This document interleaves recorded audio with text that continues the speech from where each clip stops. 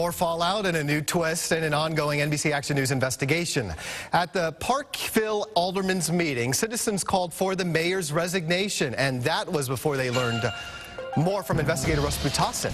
Russ. Well, it's before they knew what we're about to expose now, a vote at an open meeting that even some aldermen are scratching their heads about. Key details were never revealed in public until now, involving some of Parkville's most powerful names.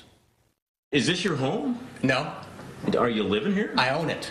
How long have you been staying here? While investigating the residency of Alderman Gerry Bay and the city administrator's expenses. Can you explain those expenses? Is there an explanation for all those expenses? We uncovered the $50,000 city purchase of this property at the entrance to the National Golf Club, which just happens to be where you'll find some of the most expensive homes in town.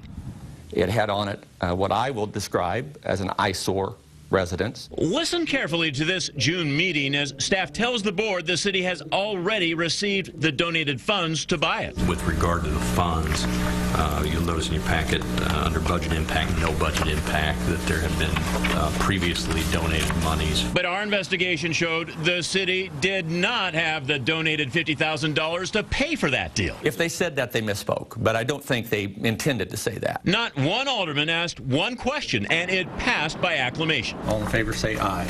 Aye. Opposed?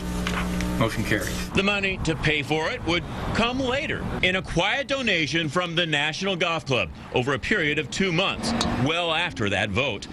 The mayor is proud of the vote, saying, except for a few $1,000s in demolition, the National paid the entire bill. And I hope you appreciate that it was all done with no taxpayer dollars. He says the house that used to border the National was an eyesore, bringing down property values. And now the taxpayers have a beautiful green space that can facilitate a community garden, trail connections and amenities. The closest public parking spot we could find is about 3/4 of a mile away, and even here it's not clear whether this is a legal parking spot. So we started our timer to see just how long it would take to walk to Parkville's newest park.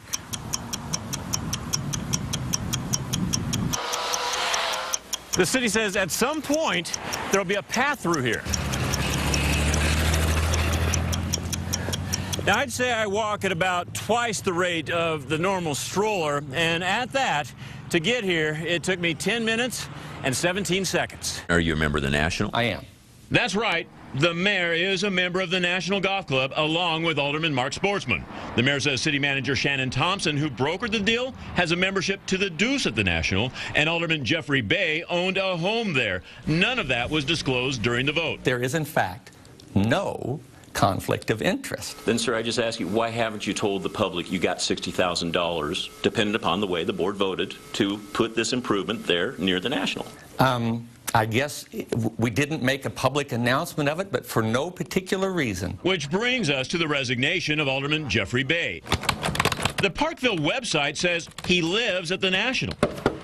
But our investigation found he sold that house shortly after that National land vote. Our open records requests show he signed a change of address to a second National Parkville home. With no one home there either, we obtained a third address in another town, this time in Gladstone, from county records dated in September of last year. Mr. Bay? Yeah.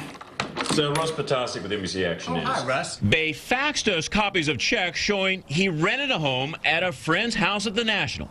The owner of this $1.5 million home confirms Bay paid him $500 a month to stay there. Is this your home? No. Are you living here? I own it. How long have you been staying here? Bay wouldn't answer many of our questions, most importantly, where he lives now. You live here? State law prohibits aldermen from passing laws to benefit themselves or a special class of people. The mayor denies any special deals here. There is no conflict, and I don't see why people would be asking about it. There is clearly no conflict. Documents obtained by NBC Action News show $117,000 would have been the sales price if the National would have bought the land from the state. The city deal cut that price in half. That former alderman is a Democrat appointee to a state housing board. He continues to serve there as chair.